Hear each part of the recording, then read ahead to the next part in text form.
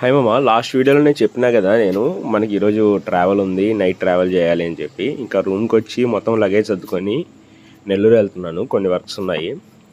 Bus కోసం మార్తాలి వచ్చి మల్టీప్లెక్స్కి వస్తే ఏదో బస్సు ఎగ్జిబిషన్ పెట్టినట్టు పోటీ వస్తూనే ఉంది. మన బస్సు 11కి. ఈ లోపల మన ఏపీ బస్సు చూసినామా, ప్రశాంతంగా ఉంది. ఇదండి, ఇదే మనం ఈరోజు జర్నీ చేయబోయే బస్, సిరి ట్రావెల్స్. నాకైతే టికెట్ 1008 రూపీస్ పడింది. లాస్ట్ సీట్ దొరికింది, బెర్త్.